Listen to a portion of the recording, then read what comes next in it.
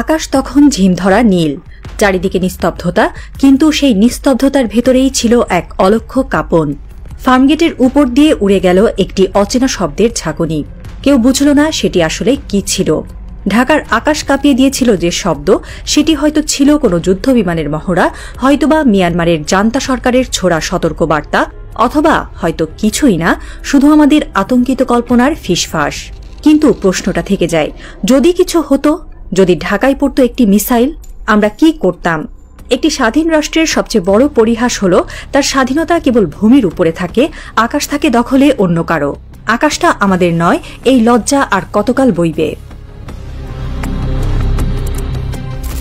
1971-এ আমরা রক্ত দিয়ে স্বাধীনতা ছিনিয়ে এনেছিলাম, কিন্তু 2025-এ এসে আমরা সেই স্বাধীনতা রক্ষা করতে পারি না, না প্রযুক্তিতে, না কৌশলে, না প্রস্তুতিতে।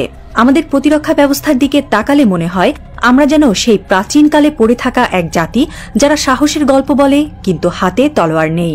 কয়েকটি পুরনো চাইনিজ FM-90 মিসাইল, দু একটি মিগ ফাইটার যেগুলো ওড়ে কিন্তু যুদ্ধের মুখে টিকবে না, আর আছে কিছু সাহসী মানুষ, পাল্টা হামলার স্বপ্ন চোখে নিয়েই তারা মরে যেতে পারে, কিন্তু প্রতিরোধ গড়ে তোলা তাদের পক্ষে সম্ভব নয়। এই কি সেই জাতি যারা একদিন পাকিস্তানের আধিপত্য ভেঙে দিয়েছিল? এক সময়ের তৃতীয় পারমাণবিক শক্তিধর দেশ ছিল ইউক্রেন। তারা বিশ্বাস করেছিল বিশ্বের শক্তিধর রাষ্ট্রগুলো তাদের নিরাপত্তা দেবে, তাই পারমাণবিক বোমা ছেড়ে দিয়েছিল তারা। এরপর কি ঘটল আমরা জানি। রুশ ট্যাঙ্ক যখন কিয়েভের রাস্তায় গর্জে উঠল, তখন পশ্চিমা প্রতিশ্রুতি ছিল কেবল এক বোবা সান্ত্বনা। নিরাপত্তা চুক্তির পাতাগুলো উড়ে গেল কামানের ধোঁয়ার ভেতর। কোন যুক্তরাষ্ট্র, কোন জাতিসংঘ তাদের রক্ষা করতে পারেনি। সেই ইউক্রেনের ভুল কি বাংলাদেশও করছে? বিশ্বাসের নামে আত্মসমর্পণ। যখন অন্য দেশগুলো মহাকাশে বেস চালায়, কৃত্রিম উপগ্রহ পাঠায়, তখন আমাদের বিজ্ঞানীরা 2 মাসের বেতন পান না। যারা রকেট বানাতে পারতেন তারা এখন কানাডা, জার্মানির ল্যাবে চুপচাপ গবেষণা করেন। বাংলাদেশের নাম বললে কনফারেন্সের দাওয়াত কমে যায় বলে চুপ থাকেন। একটা সময় বাংলাদেশে এমন সব প্রতিভাবান তরুণ ছিলেন যারা কেবল মেধা দিয়েই বিশ্বে তাক লাগাতে পারতেন, কিন্তু আমরা তাদের সম্মান না দিয়ে বিদেশে পাঠিয়ে দিয়েছি। আজ তারা কাজ করেন নাসার ভেতরে, স্পেসএক্সে কিংবা চীনের বিশ্ববিদ্যালয়ে। তারা রকেট ইঞ্জিনিয়ারিং শেখায়, অথচ তাদের নিজের দেশ আজও প্যারাসুট মডেলে ড্রোন চালাতে শেখেনি। বাংলাদেশের প্রতিরক্ষা প্রযুক্তিতে আজও নেই কার্যকর ড্রোন প্রোগ্রাম, নেই হাইপারসনিক মিসাইল প্রকল্প, নেই ইলেকট্রনিক ওয়ারফেয়ার সিস্টেম। আছে শুধু ফাইল ঘোরানো, সেমিনারে যাওয়ার সরকারি ফটো সেশন, যেখানে দেশকে উপস্থাপন করেন এমন মানুষ যারা AI শব্দের ফুল ফর্মও জানেন না। একটি দেশের আত্মমর্যাদা তখনই নষ্ট হয় যখন মেধা নয়, বরং আনুগত্য হয় পদোন্নতির মাপকাঠি। মেধাবীদের কবর আমরা নিজেদের হাতেই খুঁড়ছি। আকাশ ফাঁকা হয়ে থাকাটা যেন তারই প্রতীক। বাংলাদেশের সীমান্ত ঘেঁষে দাঁড়িয়ে আছে এক অস্থির প্রতিবেশী মিয়ানমার।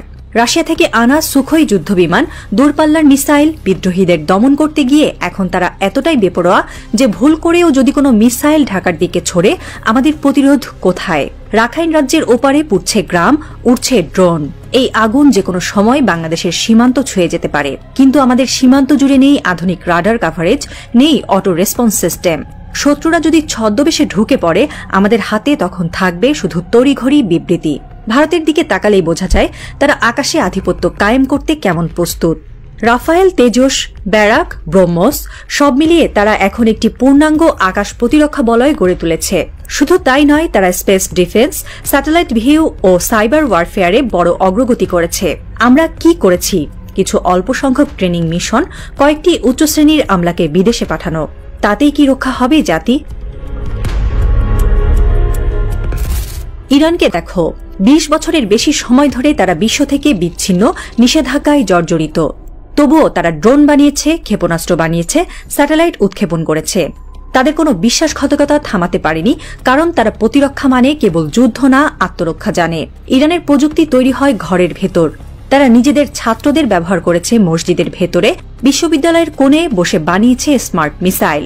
শহীদ 136 ড্রোন আজ ইসরায়েলের জন্য আতঙ্ক, আমেরিকার জন্য কৌশলগত চ্যালেঞ্জ। তাদের আকাশ তাদের নিজেদের, আর আমাদের। একদিন যদি আমাদের কোনো বন্দর ধ্বংস হয়, কোনো ঘাঁটি আগুনে ঝলসে যায়, আমরা কি শুধুই বিবৃতি দেব? আমরা কি পারি না নিষেধাজ্ঞা ছাড়াও আত্মনির্ভর হতে? প্রতিরক্ষা একটি জাতির আত্মরক্ষার সাধনা, কিন্তু বাংলাদেশে প্রতিরক্ষা মানে হয়ে গেছে শুধু স্যালুট, মার্চ পাস্ট আর রঙিন বিজ্ঞাপন। এই দেশে এখনও প্রকৌশল বিশ্ববিদ্যালয়ের ছাত্ররা জানে না কিভাবে কাজ করে একটি ইলেকট্রনিক যুদ্ধ ব্যবস্থা। সামরিক বাহিনীর অনেক কর্মকর্তা প্রযুক্তির সঙ্গে পরিচিত না থেকেও নীতি নির্ধারক। আমলাতন্ত্র এমন এক ছায়ার চাদর ফেলেছে যেখানে প্রকৌশলীরা জায়গা পান না, উদ্ভাবকেরা মুখ লুকান। যারা প্রতিরক্ষা বাজেট বুঝতে পারেন না তারাই এই বাজেট বণ্টনের দায়িত্বে। ফলে সবচেয়ে বড় প্রয়োজনীয় প্রযুক্তি কিনতে সময় লাগে ৩ বছর, অথচ পার্টনারশিপ চুক্তি স্বাক্ষর হয় কয়েক ঘণ্টার মধ্যে। সামান্য একটি ড্রোন প্রতিরক্ষা স্ক্রাম্বল করতে আমাদের ঘণ্টাখানেক সময় লাগে, কারণ সেনাবাহিনী প্রতিক্রিয়া জানাতে পারলেও সরকার সিদ্ধান্ত নেয় দেরিতে। ফলে শত্রু চলে যায়, আমরা পরে ভাবি। এই যুদ্ধে হারছে মেধা, জিতছে ম্যানুয়াল প্রোটোকলের দেশীয় সংস্কৃতি। বাংলাদেশে এমন মেধাবী তরুণ তরুণী আছেন যারা 2 মাসে একটি মাঝারি রেঞ্জের ড্রোন বানাতে পারতেন, কিন্তু তাদের জায়গা নেই। তারা এখন গুগলের এআই ডিভিশনে, মেটার প্রোডাক্ট টিমে। বাংলাদেশের আকাশ নয়, তারা এখন ক্লাউডের নিরাপত্তা নিয়ে ব্যস্ত। এই মেধার প্রবাহ ঠেকাতে না পারলে আমরা শুধু মেধা হারাবো না, হারাবো ভবিষ্যৎ। কারণ এই তরুণরাই একদিন বাংলাদেশের প্রতিরক্ষা প্রযুক্তির পেছনে থাকতে পারতেন। তাদের উদ্ভাবন দিয়ে আমরা আকাশের নিরাপত্তা তৈরি করতে পারতাম। কারণ এই দেশে তাদের ডাকার মতো কেউ নেই। যারা রাষ্ট্র পরিচালনা করেন তারা এখনও সাইবার ওয়ার বলতে বুঝেন ফেসবুক পোস্ট। তাদের চোখে তরুণ মানে শুধু ভোটার, দক্ষ পাইলট নয়। উদ্ভাবক মানে শুধু একটি প্রজেক্ট, কৌশলগত শক্তি নয়। এই অন্ধতা আমাদের আকাশ কেড়ে নিচ্ছে প্রতিদিন একটু একটু করে। বাংলাদেশের সামনে এখনো সময় আছে। হয় আমরা ঘুম থেকে জেগে উঠি, প্রতিরক্ষা ও প্রযুক্তিকে নতুন করে নির্মাণ করি, নয়তো একদিন স্বাধীনতা থাকবে কাগজে, পতাকা থাকবে মাটিতে, কিন্তু আকাশ থাকবে অন্য কারো দখলে। আমরা কি ভবিষ্যৎ প্রজন্মকে শুধুই শহীদ মিনার দেখিয়ে বলবো এখানে যুদ্ধ হয়েছিল, এখন আমরা শুধু মনে করি? তেহরান, মস্কো, নয়াদিল্লি সবখানেই প্রতিরক্ষা এখন জাতীয় সংস্কৃতির অংশ, কিন্তু ঢাকায় এখানে বাজেট কম, চেতনা বেশি। এখানে প্রতিরক্ষা মানে বার্ষিক কুচকাওয়াজ আর বিদেশে পাঠানো কয়েকজন ব্রিগেডিয়ার। অথচ পর্দার আড়ালে শত্রুরা পরিকল্পনা করছে কোন সীমান্ত দিয়ে আঘাত করলে বাংলাদেশকে কোন ঠাসা করা যাবে। তাদের রাডারে বাংলাদেশের দুর্বলতা স্পষ্ট।